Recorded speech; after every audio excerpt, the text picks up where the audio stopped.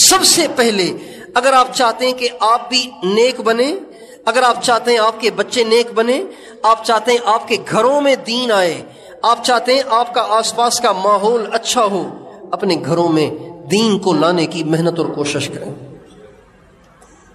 اس کے بغیر ہم نیک بن ہی نہیں سکتے، رہ ہی نہیں سکتے۔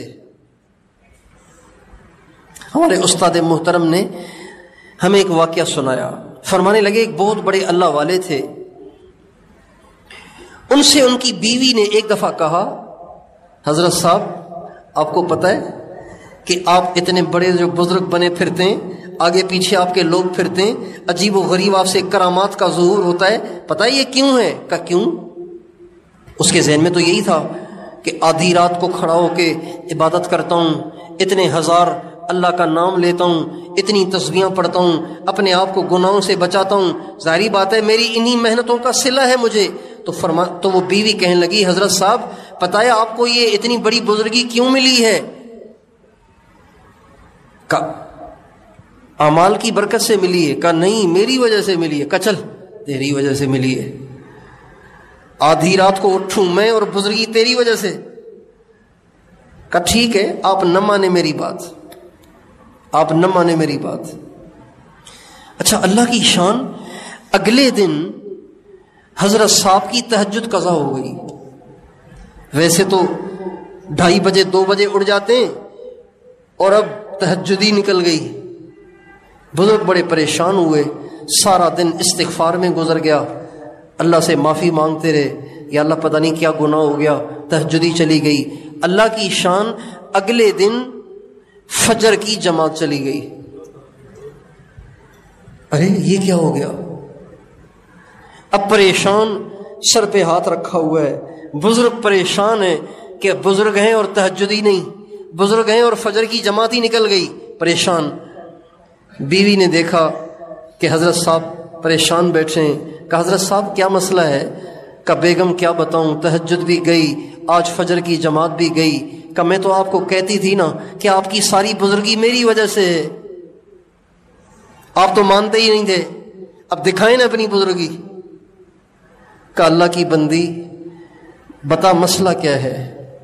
کہا حضرت صاحب بات یہ ہے کہ میں اپنے گھر میں کوئی کام سنت کے خلاف نہیں کرتی،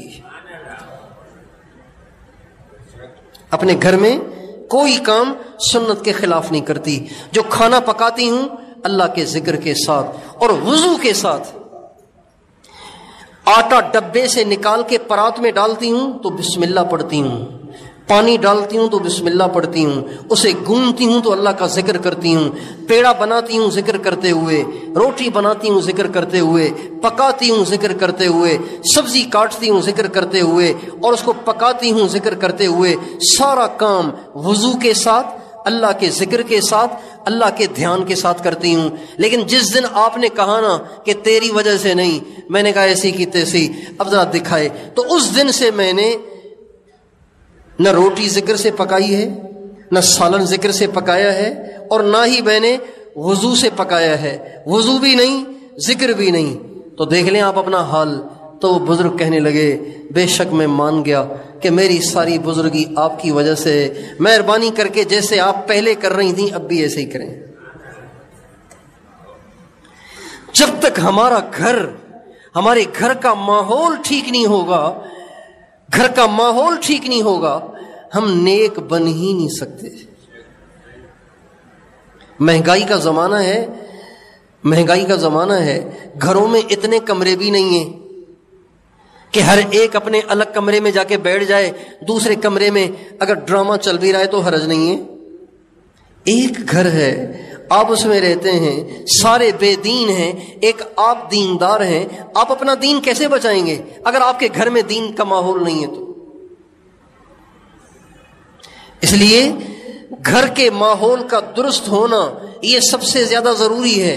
اور دیکھیں مدرسوں میں پڑھانا فرض عین نہیں ہے، فرض کفایہ ہے۔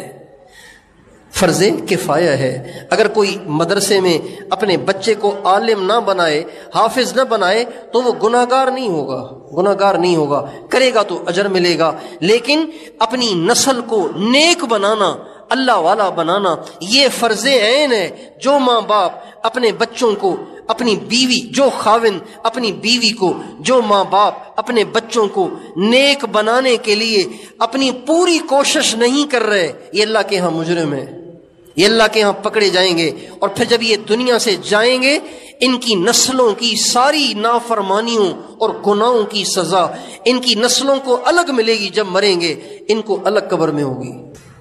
اس لیے جیسے آج ماں باپ کو اس چیز کی فکر لگی ہوئی ہے کہ ہمارے بچے کسی اچھے اسکول میں پڑھیں اور کسی بڑی ڈگری کو پائیں اور اچھی نوکری کریں اور بڑا گھر بنائیں، اس سے زیادہ ان کو اس بات کی فکر کی ضرورت ہے کہ ہماری اولاد نیک ہو جائے، ہمارے گھر کا ماحول اچھا ہو جائے۔